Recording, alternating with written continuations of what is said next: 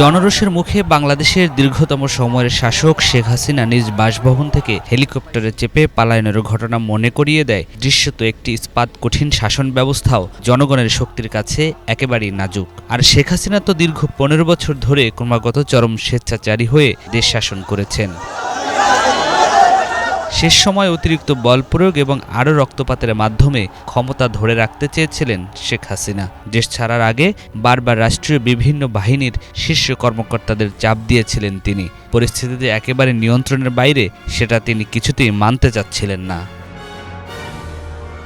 আওয়ামী লীগ সরকারের পতনের জন্য দলের অভ্যন্তরীণ একটি স্বার্থ গোষ্ঠীকে দায়ী করেছেন আত্মগোপনে থাকা অনেক নেতা। আন্তর্জাতিক গণমাধ্যমে তারা বলেছেন, চার খলিফা শেখ হাসিনাকে বাস্তব অবস্থা বুঝতে দেয়নি। আত্মগোপনে থাকা নেতারা বলছেন, শেখ হাসিনার চার খলিফা হলেন তার ছেলে সজীব ওয়াজেদ জয়, বেসরকারি শিল্প বিনিয়োগ বিষয়ক উপদেষ্টা সালমান এফ রহমান, আওয়ামী লীগের সাধারণ সম্পাদক ওবায়দুল কাদের ও সাবেক স্বরাষ্ট্রমন্ত্রী আসাদুজ্জামান খান। এই চারজনই শেখ হাসিনার পতনে নেতৃত্ব দিয়েছেন। এদের উপর শেখ হাসিনার ছিল অন্ধবিশ্বাস। গ্রেপ্তার হয়ে রিমান্ডে থাকা সজীব ওয়াজেদ জয়ের ঘনিষ্ঠ এক প্রতিমন্ত্রী পুলিশকে জানিয়েছেন, ৪ আগস্ট গণভবনে শেখ হাসিনাকে বলেছেন, প্রয়োজনে তাকে বলি দিন, শিক্ষার্থীদের চোখের ভাষা এবং মনের ভাষা বোঝার চেষ্টা করেন। এ সময় সড়ক পরিবহন ও সেতুমন্ত্রী ওবায়দুল কাদের তাকে তেড়ে মারতে আসেন। তারপরও শেখ হাসিনাকে বলেন, আপনি স্টেপ ডাউন করুন।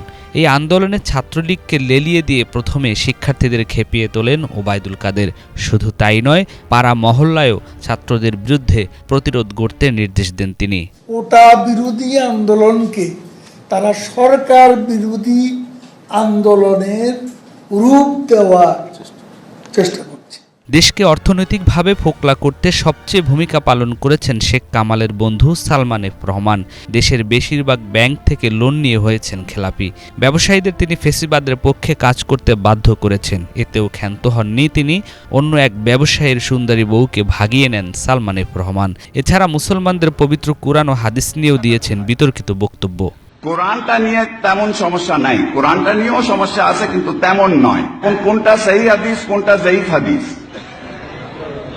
এটা নিয়ে আপনার কিন্তু কে এটা ঠিক করবে? শেখ হাসিনার মন্ত্রিসভার সবচেয়ে ঠান্ডা প্রকৃতির মানুষ আসাদুজ্জামান খান কামাল। বিভিন্ন সময়ে বিরোধী দলের উপর দমনপীড়নে মাস্টারমাইন্ড হিসেবে ভূমিকা রেখেছেন তিনি।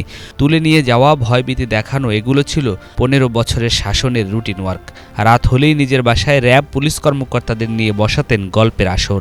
ছাত্রদের উপর নির্বিচারে চালানো গুলিতে কাঁপেনি তার বুক। এছাড়া কারণবাজার, তেজগাঁওয়ের চাঁদাবাজিও নিয়ন্ত্রণ করতেন আসাদুজ্জামান খান কামাল। এদের ডিমান্ড যেটা আছে আমরা শুনবো, কিন্তু শোনারও একটা লিমিট বোধহয় থাকে। তারা বোধহয় এগুলি ক্রস করে যাচ্ছে। সজীব ওয়াজেদ জয় শেখ হাসিনার উপদেষ্টা। ডিজিটাল বাংলাদেশ ও স্মার্ট বাংলাদেশ গড়ার প্রকল্প নিয়ে দুর্নীতির পাহাড় গড়েছেন। লুটপাট করে দেশের সর্বনাশ করেছেন জয় সিন্ডিকেট। শেখ হাসিনা দেশ ছেড়ে পালিয়ে যাওয়ার পর যুক্তরাষ্ট্রে বসে সজীব ওয়াজেদ জয় এক এক সময় এক এক ধরনের বক্তব্য দিয়েছেন। এতে দলীয় নেতাকর্মীদের মধ্যে বিভ্রান্তি সৃষ্টি হয়। জানুয়ারিতে শেখ হাসিনা পঞ্চমবারের মতো ক্ষমতায় থাকার অধিকার পেলেন একটি নির্বাচনী প্রহসনের মধ্য দিয়ে। তবে শেষ পর্যন্ত তো ভোটারের কথাই শেষ কথা। তারা হয়তো ব্যালট বাক্সের সাহায্যে হাসিনাকে অপসারণ করতে পারেননি, তবে রাজপথে নেমে তা করেছেন। বিশ্বজুড়ে ক্ষমতাসীন শাসকদের বিরুদ্ধে রুখে দাঁড়ানোর যে উদ্দীপনা ছড়িয়ে পড়েছে, তার সর্বশেষ নিদর্শন হল শেখ হাসিনার এই পতন এবং পলায়ন। নিয়াজ মাখদুম, বাংলা ভিশন, ঢাকা।